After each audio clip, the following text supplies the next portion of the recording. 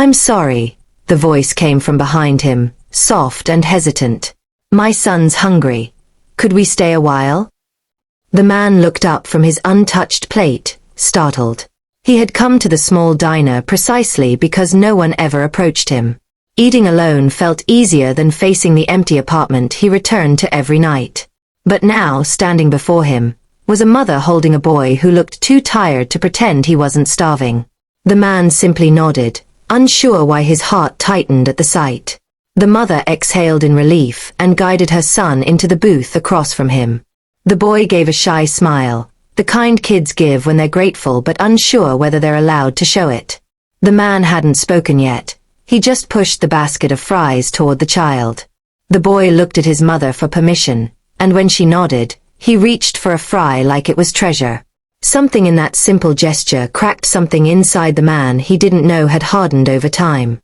My name's Elena, the mother said with a gentle smile. This is Milo. The boy waved with greasy fingers, and the man surprised himself with a small laugh. I'm Lucas, he replied, but his voice sounded different, like someone waking up after years of sleeping. He asked if they wanted anything else, but Elena shook her head too quickly, her eyes flicking away. She was used to refusing help, he could tell. Used to managing everything alone. As Milo continued eating, Elena explained that the electricity in their apartment had gone out again. Payday was far, the landlord impatient, and she was working 2 jobs while caring for her son. Lucas listened quietly, his chest tightening as she spoke. He didn't interrupt. He knew what it felt like to speak and feel unheard. He had lived most of his life that way, especially after losing his wife 3 years earlier. Silence had become his closest companion, and loneliness his shadow. Milo suddenly held out a fry toward Lucas. Here. You can have one too. Lucas blinked, caught off guard. A child who had so little still found it in himself to share. He accepted it slowly, feeling something unfamiliar, warmth. Thank you, buddy, he said, and for the first time in months, the smile he gave wasn't forced. As their food dwindled, Lucas learned bits and pieces about their lives. How Milo loved drawing superheroes, how Elena worked night shifts, how she worried about being a burden. Lucas didn't see a burden. He saw strength wrapped in exhaustion. But he also sensed she wasn't telling him everything. Her eyes carried a shadow of something deeper, something heavier. When the rain began outside, Elena panicked. The buses stop early on Sundays, she murmured, checking her phone. We'll have to walk home. Lucas felt an instinct he didn't fully understand rise within him. Let me drive you, he offered softly. Elena opened her mouth to refuse, but a gust of wind rattled the windows, and she closed it again. Eventually, she nodded. The drive was quiet at first. Milo fell asleep in the back seat, his small head leaning against the window. Elena stared forward, hands twisting nervously in her lap. You don't have to do this, she whispered. Kindness from strangers usually comes with a price. Lucas swallowed. He understood. He'd once felt the same way. Then let me be the exception, he replied. When they reached their apartment building, Lucas noticed it was older than he expected, with dim hallways and peeling paint.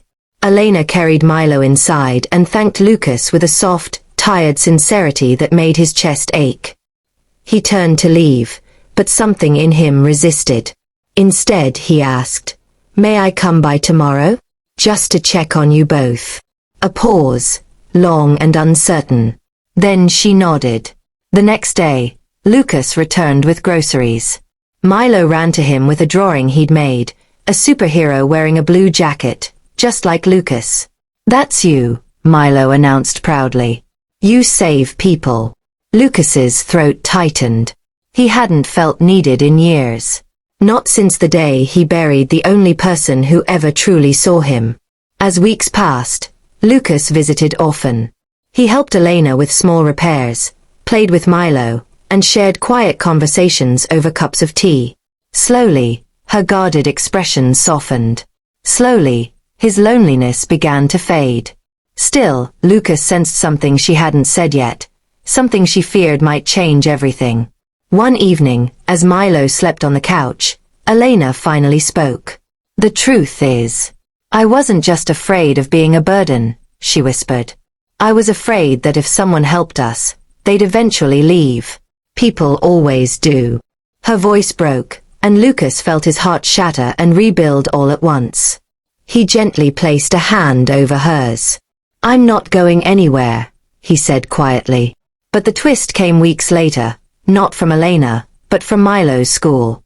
The principal called, explaining that Milo had listed Lucas as his emergency person, because he's the one who comes.